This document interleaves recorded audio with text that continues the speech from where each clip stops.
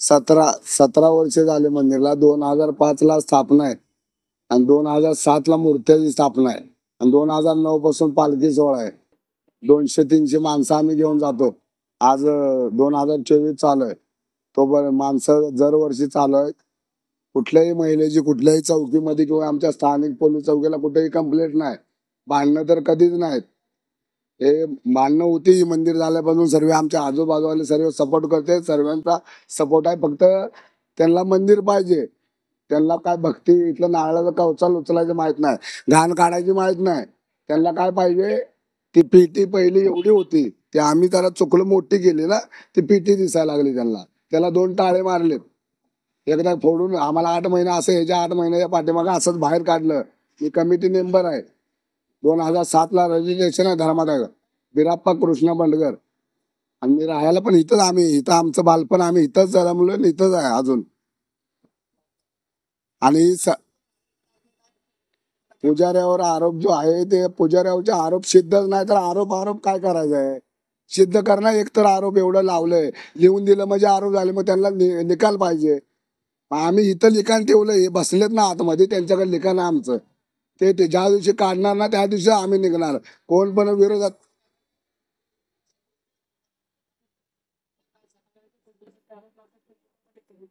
पूर्ण चुकीचं आहे. यात काय नाही, खरेच नाही केलं तर चुकीचंच ना. तुम्हाला पण माहिती पडलं पाहिजे. आरोप एक बी सिद्ध नाही तर खोटेच आहेत ते.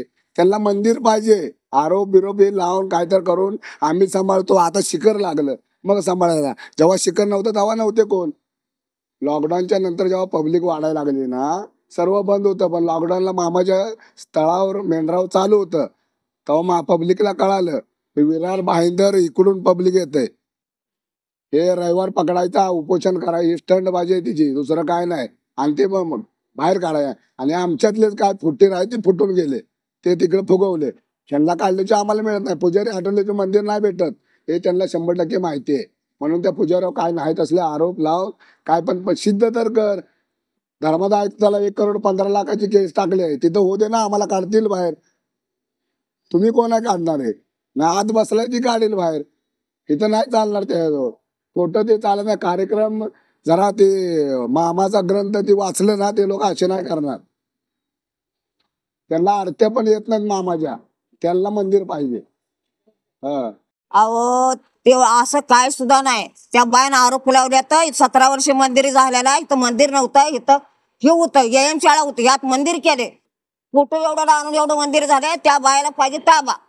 त्या बायानं पहिलं उपोषण केलं तर तिने 1.5-2 लाख रुपये घेऊन गेली. 2 टाळ्या लावून गेली दानपिटीला. मग तिला ही माणसं नाही पाहिजे. तिला तिचा हे का ट्रस्ट बनवायचे.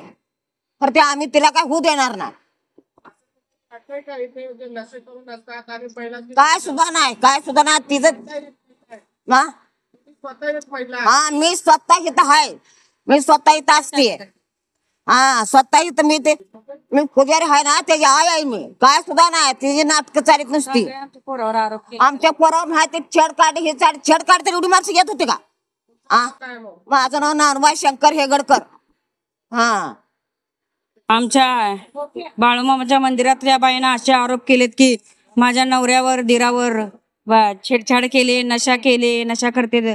असं तसं सारखं नाही ते आरोप लावते, बॅनर लावते. माधुरी हेगडकर, धनाजी हेगडकर छेडछाड करते ते बाई, असे आरोप लावते. हो झूठ है, सब झूठ है. बोल रहे हैं कि इनका केस भी ऑलरेडी जो सुधारे जो अंदर केस दर्ज है क्या नहीं है.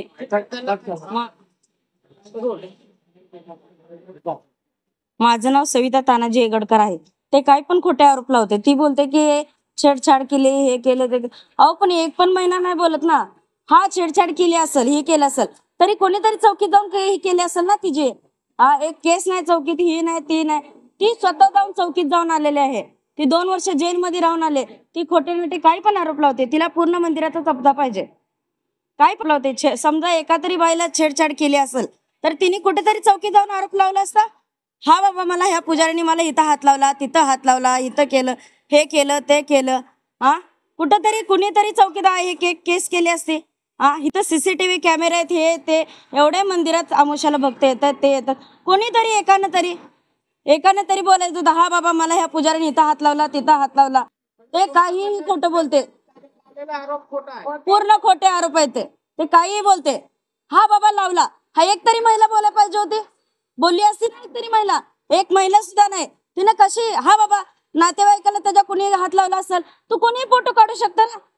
आता समजा मी हिला हात लावला तर माझा फोटो काढून तू चौकीला जाऊ शकते, कशावरून सांगा. हा काही बोलते ते, हे सगळं पूर्ण आरोप खोटे आहेत. हे सगळं चुकीचं आहे. आम्ही इथं लहानपणापासून सगळ्यांना ओळखतोय आणि मी मंदिराच्या मागेच राहते. हा कुणी छेडछाड असं काहीच का आरोप नाही, सगळं खोटं आहे. त्याच्या वडिलांनी हे मंदिर बांधलंय.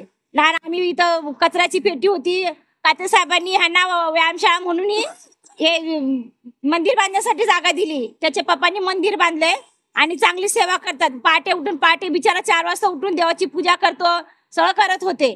आता त्यांचे हातपाय थकले, ते तिकडे आहेत सेवेला आणि त्यांचे मुलं इथे आहेत. ते पण काय आम्हाला नाही का त्रास असतात.